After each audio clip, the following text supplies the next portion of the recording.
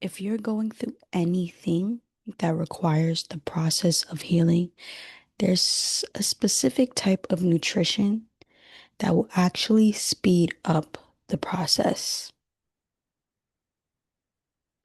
It's going to be like the little thing that catapults you into the phase where you actually feel okay with whatever happened to you. You can take the actions to move forward and move on and actually embody whatever this thing that caused you to need healing is supposed to teach you. And that nourishment is forgiveness. Forgiveness actually is something that came natural to us when we were children. But over time, it's become harder and harder to forgive because there may have been things that built up, and then it feels like, well, why should I keep forgiving? It's just going to keep happening. But if you look back in your childhood, you might notice that when you were little, it was probably really easy to forgive. They made you hug it out during preschool when you might have gotten in a tiff with another child. But at some point, we learn how to hold a grudge, and that grudge prevents us from moving on. But forgiveness is like a spiritual ointment that's going to help you move on quicker, no matter what it is that you're healing from, whether it's something mental that you need to heal from or physical, and especially emotional. When I think about how I got this scar right here, I was 5 years old playing tag inside of the Kennedy Center in Harlem, New York. And I was playing tag with a boy that I liked, and he liked me back. And we were running, running, running.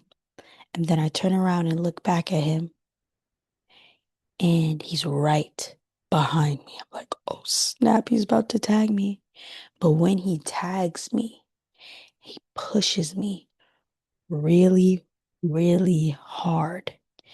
And when he pushes me, I turn back around forward and I'm running and I hit the corner of a wall. Do you see how the wall back there has a little corner? It's like where two walls meet. I hit the corner of the wall with my forehead right there. And I fall to the ground.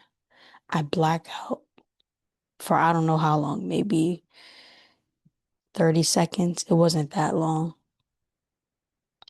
But I hit my head and woke up bleeding. It was the first time I ever experienced a bunch of blood. And I touched my head and I saw the blood and I could feel this is a little bit gory. I could feel the warm blood dripping down my eye as a 5-year-old girl. This scared me more performatively than it actually felt. I felt like I had to perform how scary it was because maybe I had seen stuff, but I don't think that deep down I was that scared. But I do remember performing and screaming, I'm gonna die, I'm gonna die. And my mom was like, stop saying that. And I remember she went to the bathroom, grabbed some paper towels, they called the ambulance. And I could only imagine how my forehead looked with an open gash in the middle as a young child. I don't even remember where the boy went, what happened. He might have went to tell somebody when I fell, but it was so natural to forgive him. I was a little bit mad because part of me was mad that we couldn't be together anymore because he hurt me and I was like, it's over. There's never, like, we're never gonna be together. Me at 5, like, you're so done. but I was so done. And that hurt a little bit. It hurt that like he would do that. Part of me felt like it was accidental, but also I could feel when he pushed me that that it was there was some malice there. And I don't necessarily think it was him because we fight and we battle not against flesh and blood, but of the principalities and the rulers of darkness in this world. So in that moment when he pushed me, it was probably something spiritual going on, some spiritual darkness that led him to push me that hard and incite this moment where I actually got to learn so much about myself. And I naturally forgave him because I kind of knew like if he did it on purpose, I think that seeing me that hurt actually would have probably hurt more. You're closer to God when you're that young. And so it was actually one of the first ways that I got hurt really bad physically. And I'm sure there were all these emotions, but I just wanted my head to stop bleeding. Like I just wanted to, I don't know, I didn't know what would happen next, right? I had no idea what stitches were before that. I had no idea how the ambulance could really come and get you and take you to the hospital. And I remember getting to the hospital. I do recall an angel, a man that day who made me feel so safe. And he was probably an EMT, the person who comes in the ambulance.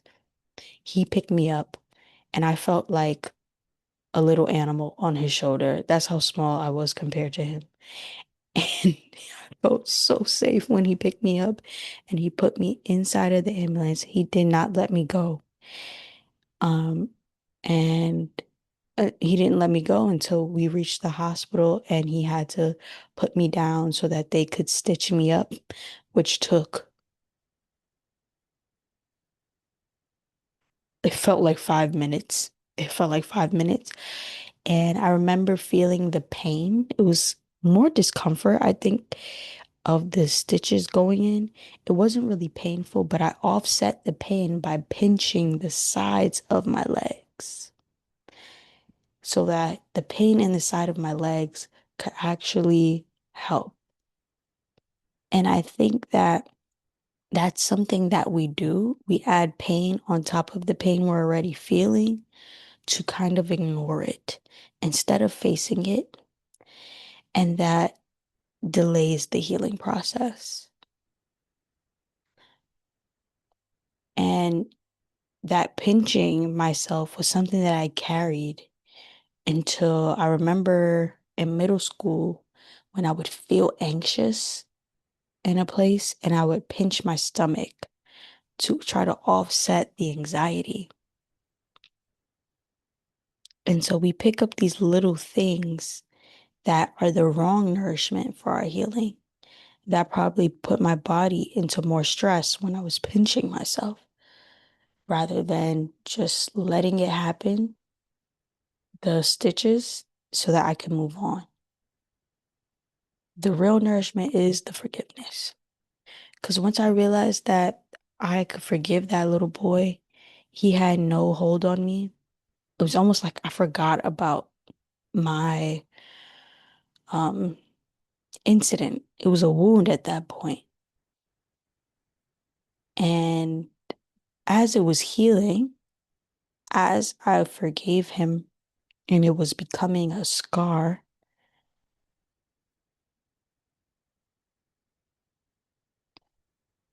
people would ask me, Kara, what happened? What happened? And I didn't actually feel bad that they were asking me. It was more of a point of like proudness at at that age because I wasn't worried about how it affected my beauty, how it affected how I looked too much. I wasn't really thinking about that. except for in a way that it made me look tougher. And so when people ask me, like, oh my gosh, you have your scar, blah, blah, blah, and it made me feel tough. So for if I didn't forgive him, it would not have made me feel tough. It would have been a point of weakness for me, right? Because I'm like, oh, I would have been like, oh, people are asking me about this. Why, why did he do this? When really, once you forgive, you actually are able to see the positives, the attributes that you were able to gain from receiving that scar.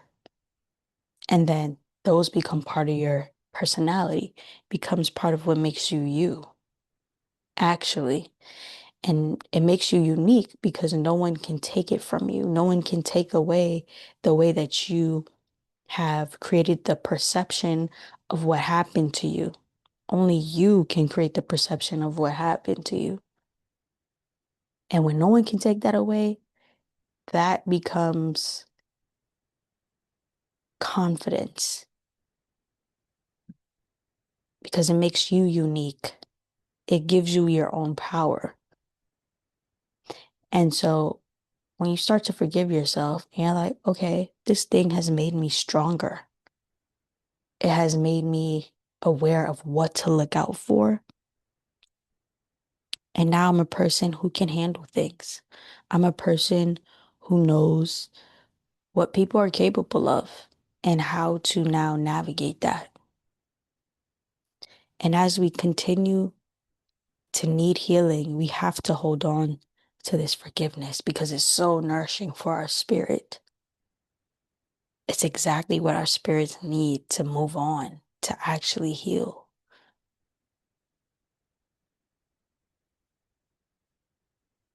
to become whole again.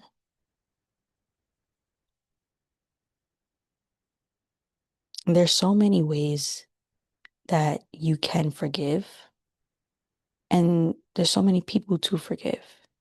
Yourself, your parents, God, the people who've hurt you. And really helps you to forgive is knowing that you are not perfect, that you have hurt people and you deserve forgiveness yourself. And it is something that you deserve. You deserve to be forgiven, even if you've done crazy things. You deserve to be forgiven for that. Because, especially, I'm going to say you deserve to be forgiven if you know that you are wrong. If you know that you're wrong, forgive yourself. And I think even if you don't know, you should be forgiven even more because you don't know. And when people don't know that they've hurt you or they're hurting you or they're hurting themselves, you have to look at them with forgiveness, not with pity, but with forgiving them that they don't have the awareness yet. That's okay. Forgiveness starts with acceptance, accepting whatever happened to you. I had to accept that, yeah, I'm gonna have this scar for the rest of my life. And actually, I feel like it's been fading as I've gotten older. It's been, decades since this happened. And so it's not as prominent as it used to be. People don't ask me about it anymore. And it makes me almost a little bit sad. Like, I don't want to get hurt again. I rebuke that in the mighty name of Jesus. But I do miss like having my scars show more prominently because it made me so unique. And the ability to forgive makes you unique. Not a lot of people have that. And also, it lifts a weight off of your body. Like you're light. Not much is going to get to you because you allow yourself to forgive.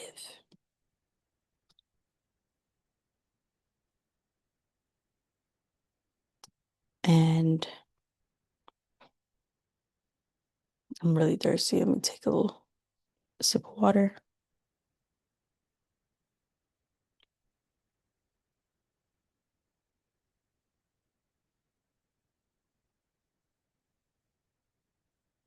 sometimes it takes talking to people to forgive them if you have that access. And you can talk to God, you can talk to yourself, and you can talk to physical people. Because when you talk to people, it humanizes them. And a lot of the time, it can show you that they may not have meant to hurt you, and that makes room for you to be more free. Now, when people have meant to hurt you, the way to forgive those people who hurt you on purpose is to know that they were in pain to hurt you. Putting yourself in someone else's shoes is actually kind of an easy way to forgiveness. And it also becomes easy to forgive when you realize that that's the real flex. The real flex is being able to let go and not have that muddle up your experience of life. Now, something that I'm still figuring out myself is how to navigate forgiveness and also having people come back into your life. You know, you can forgive someone and not have them come back into your life. However, I feel like you can forgive someone and give them another chance. And I'm navigating how many chances to give, you know. And also, forgiveness becomes easier when you realize that the only reason that you got hurt is because you were vulnerable enough to allow someone that close, to allow someone in that deeply, and that takes strength. That requires you to be a great person. So, that quality of being a great person, having a great heart, being vulnerable is way more important. It's way more important to hold on to that and keep allowing yourself to potentially get hurt and to have to forgive than to fall into the opposite of being closed off and isolated and not even giving yourself the opportunity to be hurt. Because if you don't give yourself the opportunity to be hurt, you won't be able to receive love and be vulnerable enough to let somebody into your life. A lot of us are in that place, are in that space, and it takes some intentional effort to open up again and forgive yourself too for that, because you'll realize that you have put yourself in such a uh, shell that it actually becomes hard to open up again. And you have to forgive yourself because you were just trying to protect you. But now it's time to open up. And now it's time to receive that spiritual ointment of forgiveness for yourself. Put it on, rub it on, so that the healing can begin. It'll become a scar. You remember the shell that you've built. After you knock it down, it'll become a scar. It'll become something that teaches you about yourself. It'll become something that actually you can pull out if you need it, like Mystery Mouse Tool. I love that analogy. If you watch Mickey Mouse Clubhouse and you know his mystery box of tools that he can just like use at certain times, like he'll collect them and he'll pull them out when he needs them. That's what our scars can become. Because guess what? You need them. There's a reason why children and babies get hurt because they're so vulnerable. They need that protection. Everything that happens to them is to build them up. I'm not saying that bad things need to happen, to babies and children, but it just is what happens. Like we all get hurt. We all get hurt. I don't know of anyone who has experienced a pain-free life, and I don't think that that would make them a very sturdy adult. It happens to us for a reason because we need them as mystery mouse tools because people will try to play you, people will try to hurt you. People are crazy. There is spiritual wickedness. It's not even really the people. Some like, yeah, it is the people and it's the spirits that they are working with knowingly or unknowingly. You will never know. There are people out here who are wolves in sheep clothing, but you have the tools to protect yourself and you have the tools to forgive them, to feel lighter. You cannot let anybody make your world darker. That's the power of forgiveness. It is the nourishment that accelerates healing. So allow yourself that nourishment